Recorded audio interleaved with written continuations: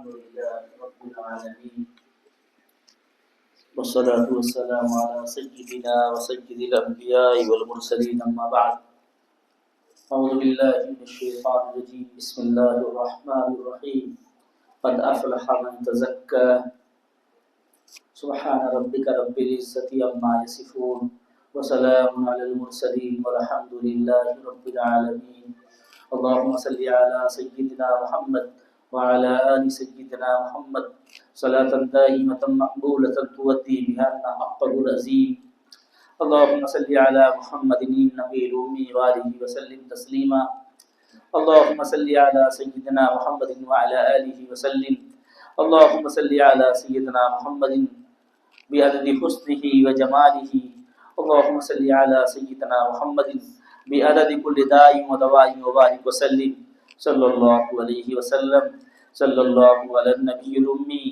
اللهم صل على محمد وعلى آل محمد كما صليت على إبراهيم وعلى آل إبراهيم إنك حميد مجيد اللهم بارك على محمد وعلى آل محمد كما باركت على إبراهيم وعلى آل إبراهيم إنك حميد مجيد. بھائیو اور دوستو، اللہ تعالیٰ نے اس سلسلے کی برکت سے ہم سب کو یہاں پر بے شمار دعائیں بے شمار اذکار کرنے کی توفیق عطا فرمائی.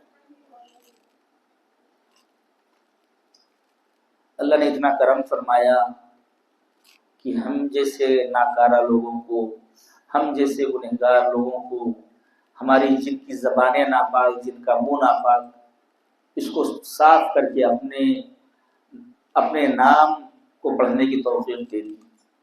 ورنہ ہم جیسے نااہل لوگ کوئی کام کے نہیں، لیکن اللہ تعالیٰ ہم کو بھی توفیق دے دیا، اس کا کتنا احسان ہے. بھائیوں اور بزرگوں، سلسلے میں داخل ہونے والے ساتھیوں کے لیے اور دیگر لوگوں کے لیے بھی چند نصیحت کے کلمات ہیں جس کو پوری پختگی کے ساتھ سنیں اور اس کو گٹھی میں باندھ کر لے جائیں. انشاءاللہ اس سے بہت نفع ہوگا اور بہت فائدہ ہوگا.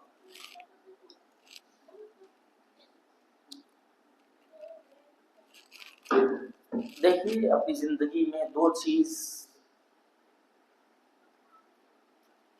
کو منتہائی مقاصد بنا لینا، دو چیز کو منتہائی مقاصد یعنی ہر حال میں اس کو حاصل کرنا.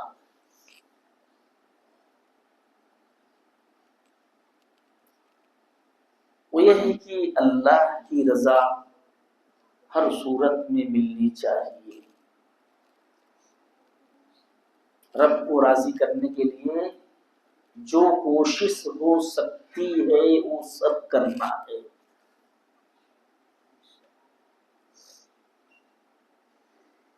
اور دوسرا یہ کہ اللہ کے رسول صلی اللہ علیہ وسلم کی سنتوں پر عمل کر کے آپ صلی اللہ علیہ وسلم کو راضی کرنا، اور اپنی زبان سے کبھی کوئی ایسا لفظ نہ نکلے جس سے رسول اکرم صلی اللہ علیہ وسلم کی گستاخی ہو، یا اگر کوئی گستاخی کر رہا ہو تو اس کو نہ سننا. اگر اللہ تعالیٰ آپ کو طاقت دے تو اپنی طاقت کے بلبوتے پر اس کو روک دو، اگر نہیں تو خاموشی سے اس مجلس کو چھوڑ کر ہٹ جاؤ اور اللہ سے معافی مانگو کہ اللہ مجھے طاقت نہیں تھی تو میں نے یہ جو کچھ سنا آپ مجھے معاف کر دے، اگر مجھے طاقت رہتی تو میں اس کا ہاتھ پیر توڑ دیتا. میرے نبی کی شان میں اگر کوئی گستاخی کرے گا تو ہم سے گوارا نہیں. بہت ڈرنے کا مقام ہے میرے بھائی. ایمان جو ہے یہ دو چیزوں کے درمیان ہے، امید اور ڈر. یہ دونوں چیزوں کے بیچ میں ایمان ہے. اللہ سے ڈرتے رہنا ہے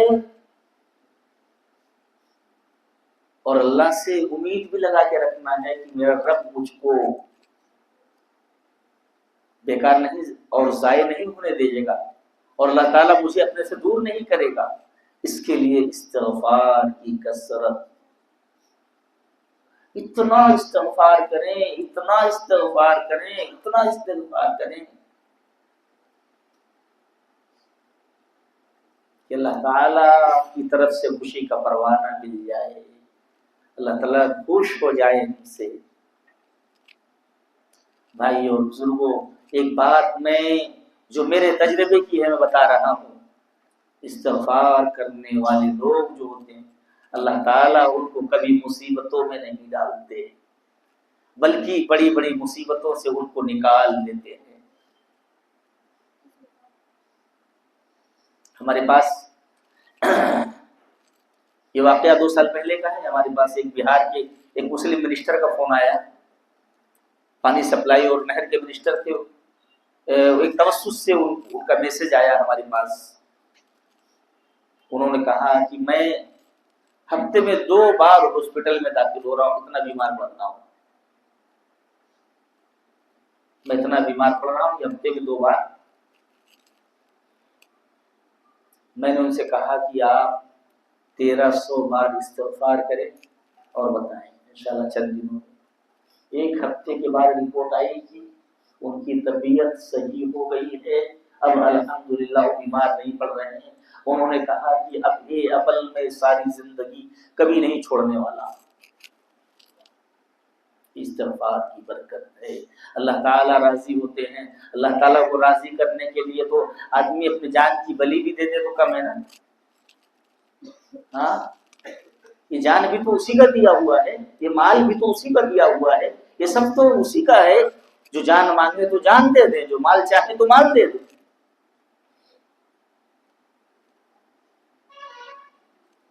اس لیے میری سلسلے کے ساتھیوں سے درخواست ہے کہ اپنی زندگی میں استغفار کی کثرت کریں، اور سلسلے کا جو ساتھی یا اس مجلس میں جو بھی ساتھی پریشان ہے، کسی طرح کی پریشانی ہو، میں اس کو چیلنج کے ساتھ کہتا ہوں، 1 چلہ نہیں، 2 چلہ نہیں، 3 چلہ آپ استغفار کی کثرت کرتے کرتے دیکھیں، اگر مصیبتیں ختم نہ ہو جائے تو مجھے کہنا، لیکن شرط یہ ہے کہ استغفار کی تعداد بڑھا کر 3125 مرتبہ کر دیا جائے، چاہے چھوٹا ہی استغفار ہو یا آیت کریمہ والا استغفار ہو، اگر اس کو 3125 مرتبہ کر دیا جائے، 1 چلے میں اگر حالات درست نہیں ہو، دوسرے چلے میں، تیسرے چلے میں، انشاءاللہ یہ غموں اور یہ تکالیف کے بادل چھٹ جائیں گے، اللہ کی طرف سے رحمتوں کا نزول ہوگا اور طبیعت بحال ہو جائے گی اور ساری مصیبتیں اللہ تعالیٰ ختم فرما دیں گے۔ اس لیے اللہ کو راضی کرنے کے لیے جو اعمال ہو سکتے ہیں، سلسلے کے ساتھی آپ کے لیے خصوصی یہ اعلان ہے، آپ کے لیے خصوصی نصیحت ہے کہ لوگ 2 رکعت نماز پڑھتے ہیں نا، ظہر کے بعد آپ 2 4 پڑھیں، آپ مغرب کے بعد 6 رکعت پڑھیں، آپ اپنی زندگی میں تبدیلی لائیں، اللہ تعالیٰ آپ کو اس سلسلے کے ذریعے بہت کچھ دینا چاہتا ہے۔ بس آپ اللہ کے قریب ہوتے جائیں، اللہ تعالیٰ آپ کو ایسی ایسی چیزیں عطا فرمائے گا، آپ اس کا جتنا بھی شکر ادا کریں گے اللہ تعالیٰ کا وہ کبھی پورا نہیں ہو سکے گا، اتنی چیزیں مل رہی ہیں۔ اور اللہ کی طرف سے اعلان بھی ہے، لَإِن شَكَرْتُمْ لَأَزِيدَنَّكُمْ، اگر تم میرا شکر ادا کرو گے نا تو میں تم کو بڑھا کر دوں گا۔ بڑھا کے چاہیے کہ نہیں چاہیے؟ زیادہ ہی چاہیے نا، 1 کے بدلے 10 نہیں، بلکہ اللہ جتنا چاہتے اتنا لینے کے لیے تیار ہو جاؤ، بس لیکن اللہ کی نعمتوں پر شکر ادا کرو اور استغفار کی کثرت کرو، اللہ کو راضی کرنے کی ہر ممکن کوشش کرو، ایسے اعمال کرو کہ میرا رب مجھ سے کیسے خوش ہوگا۔ انشاءاللہ اللہ تعالیٰ اپنی محبت کا فیصلہ کر دے گا۔ جس کو اللہ کی محبت مل جاتی ہے نا، دنیا کی ساری چیز اس کے سامنے ہیج ہو جاتی ہے، دنیا کی ساری چیز کی حقیقت اور حیثیت ہی ختم ہو جاتی ہے۔ لیکن تھوڑی سی کوشش بھی کرنی پڑے گی نا، کوشش کریں، اس کی فکر کریں کہ میرا رب مجھ سے راضی ہو، میرا اللہ مجھ سے راضی ہو، میرا رب مجھ سے ناراض نہ ہو، میرا اللہ مجھ سے ناراض نہ ہو۔ کوشش کریں، دیکھیں، 1 قدم بڑھا کر دیکھیں، اللہ تعالیٰ چند قدم آپ کے سامنے بڑھے گا، اور بڑھے اور بڑھے گا اور بڑھے، اور اللہ تعالیٰ بڑھے گا آپ کی طرف، آپ کو اپنے دامن میں لے لے گا اب آپ اللہ کے دامن میں آ جائیں گے تو مصیبتیں آنے والی ہیں، مصیبتیں کہاں جائے گی کچھ پتہ نہیں چلے گا۔ اور دوسری چیز اللہ کے رسول صلی اللہ علیہ وسلم کی رضا کو سنتوں پر عمل کر کے پانا اور کثرت درود شریف۔ اگر کوئی شخص چاہتا ہے کہ اس کو اللہ کے رسول صلی اللہ علیہ وسلم کی محبت ملے تو دو چیز کا بہت اہتمام کرے۔ ایک اہتمام درود شریف کی کثرت کا کرے، اور ایک اہتمام درود شریف کی کثرت کا کرے، اور دوسرا سنت پر عمل کرنے کی کوشش کرے۔ ہر چیز میں سنت تلاش کرے، میرا کوئی عمل سنت کے خلاف تو نہیں جا رہا ہے۔ اور ادھر بھی بہت ڈرنا ہے کہ میری کوئی گستاخی نبی کی شان میں نہ ہو جائے، ورنہ تو پھر ہمارے ایمان کا قصہ ہی ختم ہو جائے گا۔ اچھا ایک بات اور بتا دیتا ہوں، اللہ کے رسول صلی اللہ علیہ وسلم نے فرمایا من رآنی فی المنام فقد رآنی فإن الشیطان لا یتمثل بی، جس نے مجھ کو خواب میں دیکھا اس نے مجھے کو دیکھا، کیونکہ شیطان میری صورت میں نہیں آ سکتا ہے۔ اس لیے اللہ کے رسول صلی اللہ علیہ وسلم کی زیارت کا دروازہ بھی کھلا ہے، اس کے لیے حب رسول، سنت پر عمل کرنا اور آپ پر کثرت سے درود بھیجنا، وہ اس کے لیے بہت ضروری ہے۔ یہ دونوں چیزیں کریں، اللہ کے رسول صلی اللہ علیہ وسلم کی زیارت نصیب ہوگی۔ ایک بات یاد رکھنا، آپ چاہے جتنے تقوی والے بن جائیں، اور آپ چاہے جتنے پرہیزگار بن جائیں، چاہے جس مقام پہ پہنچ جائیں، آپ اللہ کے رسول صلی اللہ علیہ وسلم سے بے نیاز نہیں ہو سکتے۔ آپ نے اتنی بھی گستاخی کی، اللہ تعالیٰ کو یہ بات گوارا نہیں ہوگی، آپ کا ایمان سلب کر لیں گے، آپ بغیر ایمان کی اس دنیا سے رک سکتے ہوں گے۔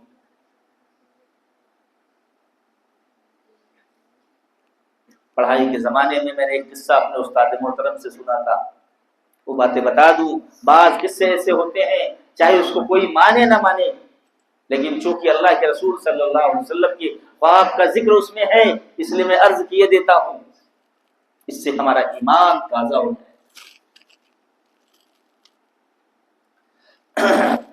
مظفر نگر میں یہ کوئی استاد تھے، وہ شرح جامی پڑھایا کرتے تھے، نوے کی ایک کتاب ہے شرح جامی۔ پڑھاتے پڑھاتے نو کے بڑے ماہر استاد تھے، انہوں نے ایک دن اپنے بچوں کے سامنے عرض کیا، پڑھنے والے بچوں کے سامنے عرض کیا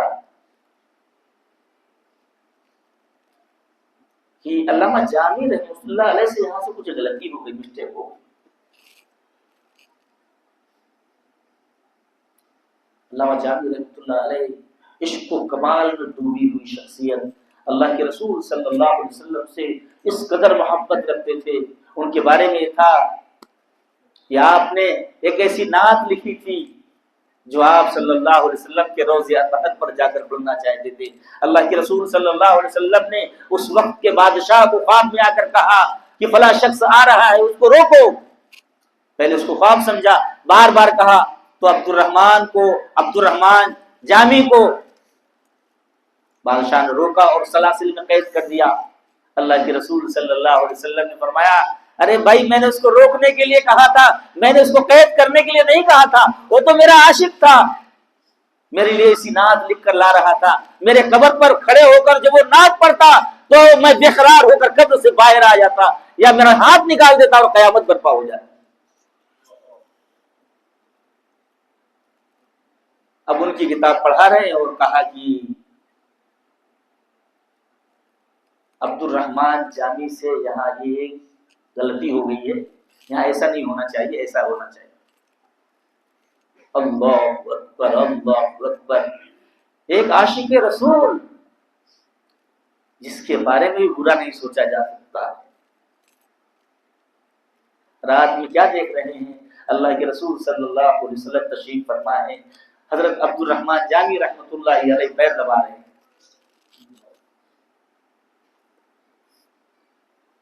اب یہ صاحب بھی جو شرح جامی کے استاد ہیں بھی وہاں آئے، اللہ کے رسول صلی اللہ علیہ وسلم سے شکایت کی عبد الرحمن جامی نے کہ اللہ کے رسول صلی اللہ علیہ وسلم یہ شخص ہے میری کتاب پڑھاتا ہے اور میری اپنے طلبہ کے سامنے توہین کر رہا ہے۔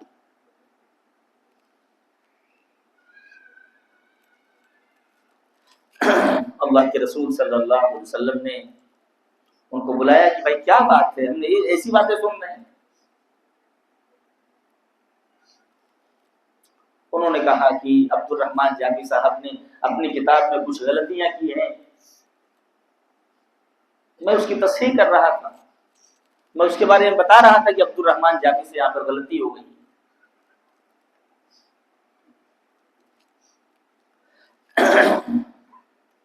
اللہ کے رسول صلی اللہ علیہ وسلم نے ان سے کہا کہ اچھا سناؤ، تم کیا طلبہ کو پڑھا رہے تھے، ذرا سناؤ ہم کو۔ انہوں نے سنایا، پھر اس کے بعد اللہ کے رسول صلی اللہ علیہ وسلم نے بہت محبت سے شیخ عبد الرحمن جامی رحمۃ اللہ علیہ سے فرمایا کہ اچھا عبد الرحمن ذرا تم بتاؤ تم کیا لکھے ہو اس میں۔ شیخ عبد الرحمن جامی رحمۃ اللہ علیہ نے جو اپنی کتاب میں لکھی تھی وہ پڑھ کر سنایا۔ آپ صلی اللہ علیہ وسلم نے فرمایا کہ عبد الرحمن جامی صحیح کہتا ہے، اور وہ استاد نے کہا اللہ کے رسول صلی اللہ علیہ وسلم آپ دیکھیے نا میں نے جو کہا ہے وہ صحیح۔ اللہ کے رسول صلی اللہ علیہ وسلم نے فرمایا کہ پاگل ہو گئے ہو تم۔ پھر اس کے بعد سے مظفر نگر کے لوگوں نے سڑکوں پر ہمیشہ دیوانہ اور پاگل ہی شخص کو دیکھا۔ مظفر نگر کی سڑکوں پر لوگوں نے ان کو دیوانہ ہی دیکھا۔ اللہ کے رسول صلی اللہ علیہ وسلم نے فرمایا تھا کہ پاگل ہو، اس لیے عشق رسول میں رہ کر بھی بین الیاس والرجع ایمان ہمیشہ ہی رہنا چاہیے، اپنی زبان سے کبھی کوئی ایسا کلمہ کوئی ایسا لفظ نہ نکل جائے جس سے اللہ کے رسول صلی اللہ علیہ وسلم کی گستاخی ہو جائے۔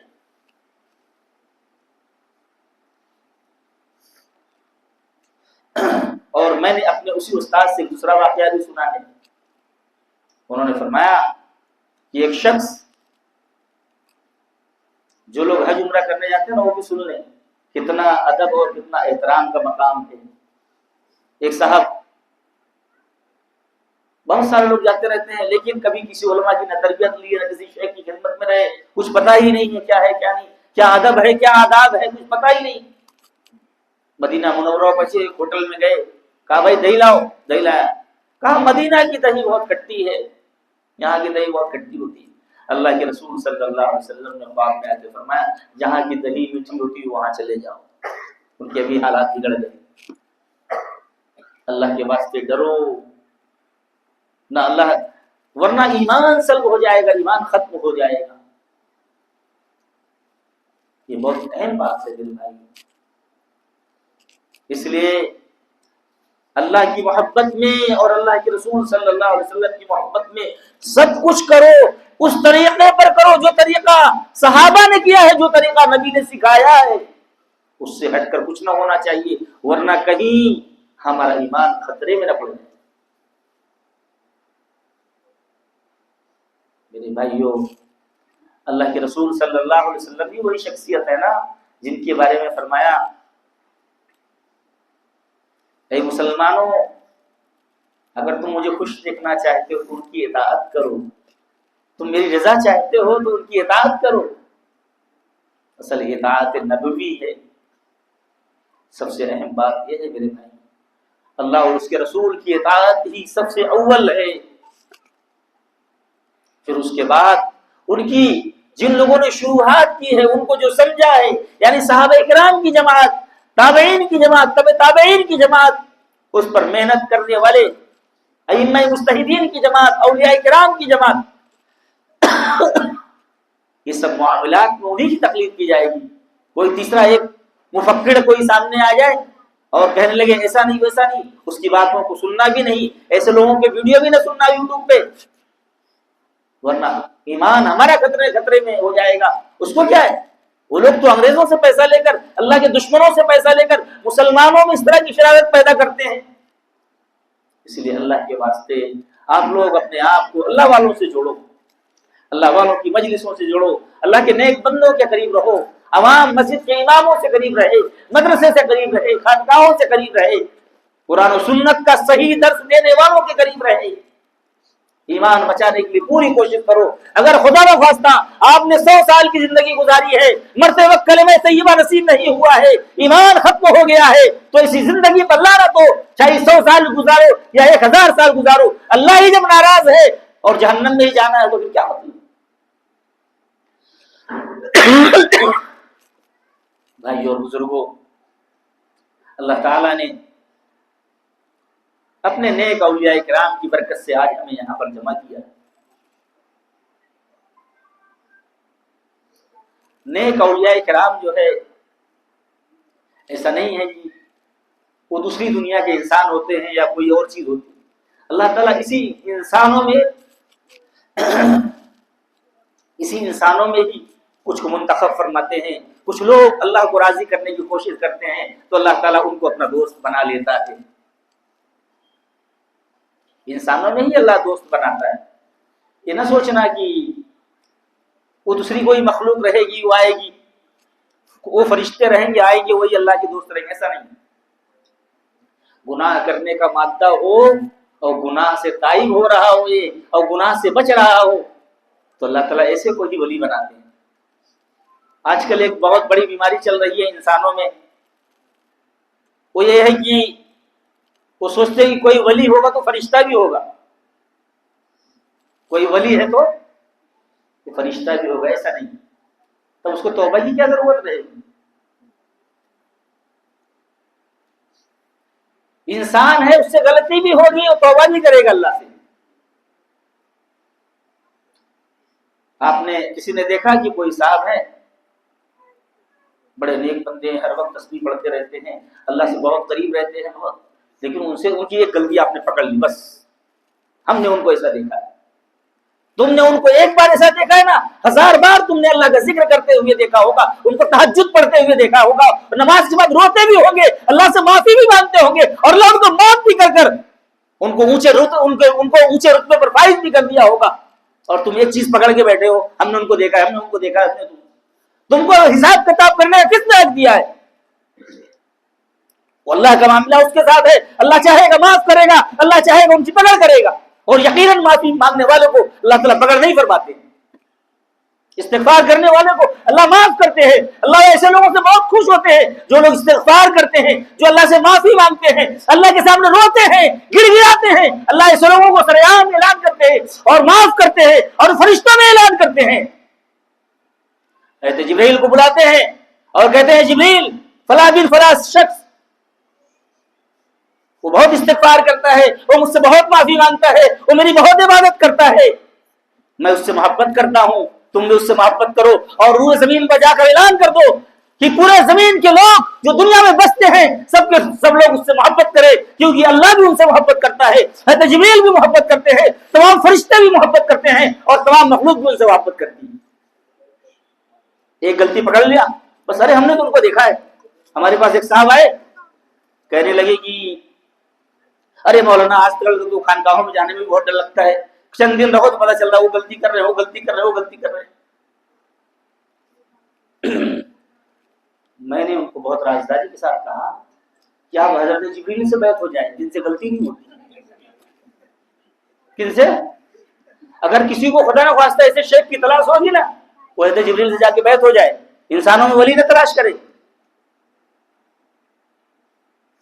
اللہ تعالیٰ استغفار کی کثرت کی برکت سے گناہوں کی صلاحیت ہونے کے باوجود گناہوں سے بچنا، گناہوں کی صلاحیت ہونے، گناہ ہونے کے بعد توبہ کرنا، ان سب خصوصیات کی وجہ سے اللہ معاف کرنے اللہ خوش ہوتے ہیں. اللہ نے کہیں یہ ذکر کیا ہے، اللہ تعالیٰ فرشتوں سے بہت خوش ہو رہے. اللہ نے فرشتوں کو کام پہ لگا دیا ہے ایسی جگہ پر جہاں ان کا ذکر ہو رہا ہو، جہاں معافیاں مانگی جا رہی ہیں، وہاں جا کے اپنے پڑے پھیلاؤ ان کے اوپر. ان سے اللہ کام لیتے فرشتوں سے، لیکن نام کن کا کرتے ہیں؟ جو اللہ کو راضی کرنے کی کوشش کرتے ہیں. اللہ تعالیٰ ہم سب کو اللہ کو راضی کرنے کی کوشش کرنے والا بنائے. وآخر دعوانا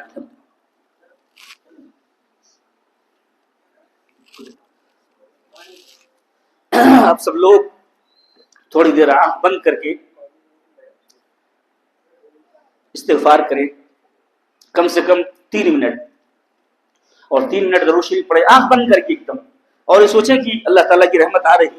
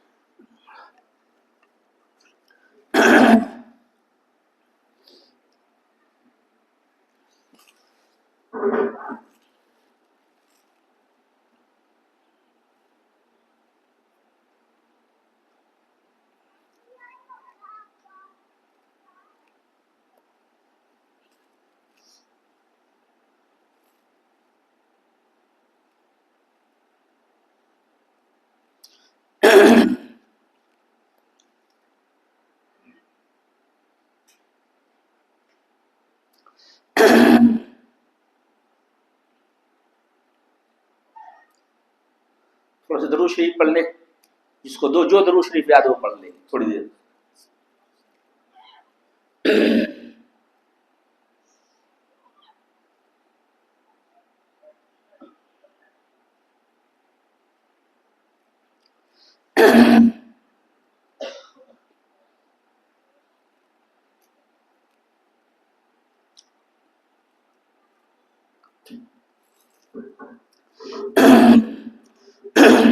بسم اللہ الرحمن الرحیم۔ بیت کے کلمات کہیں سب کوئی بہت پرسکون انداز میں یہ تصور کریں کہ، اور بیت کے کلمات جو ہیں دونوں آدمی، مطلب جو آدمی برکت کے لیے بھی چاہتا ہے وہ برکت کے لیے بھی بیت کے کلمات پڑھ لے، اور بقیہ جو لوگ سلسلے میں ہیں وہ برکت کے لیے اور سلسلے میں مضبوطی کے لیے پڑھ لیں۔ ہاں انشاءاللہ اس سے بہت فائدہ ہوگا اور نسبت مضبوط ہوگی، اس سے نسبت مضبوط ہوگی نا۔ اللہم صلی علی محمد النبی الامی وآلہ وسلم تسلیما، اللہم صلی علی محمد۔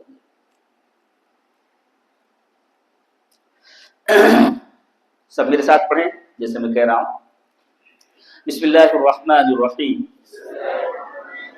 لا الہ الا اللہ محمد رسول اللہ، اشہد ان لا الہ الا اللہ واشہد ان محمدا عبدہ ورسولہ، آمنت باللہ کما ہوا باسمائہ وصفاتہ وقبلت جمیع احکامہ، آمنت باللہ وملائکتہ وکتبہ ورسلہ والیوم الآخر والقدر خیرہ وشرہ من اللہ تعالی والبعث بعد الموت۔ میں صدق دل سے داخل ہوتا ہوں سلسلہ سہروردیہ، سلسلہ چشتیہ، سلسلہ قادریہ، سلسلہ نقشبندیہ مجددیہ، سلسلہ شاذلیہ، سلسلہ اویسیہ، سلسلہ شتاریہ میں حضرت سید نور زمان صاحب نقشبندی شاذلی دامت برکاتہم العالیہ کی اجازت سے حضرت مولانا مفتی سید نور زمان صاحب نقشبندی شاذلی دامت برکاتہم العالیہ کی اجازت سے اور ہر طرح کے ظاہری باطنی کبیرہ صغیرہ گناہوں سے توبہ کرتا ہوں، نیز ہر طرح کے کفر شرک بدعت سے بھی توبہ کرتا ہوں، اور میں بندہ محمد اقبال قاسمی نقشبندی شاذلی حضرت اقدس سید نور زمان صاحب نقشبندی شاذلی دامت برکاتہم العالیہ کی اجازت سے سلسلے میں داخل کرتا ہوں. اللہ تعالی ہم سب کو قبول فرمائے اور ہم سب کو دین کے کاموں میں قبول فرمائے.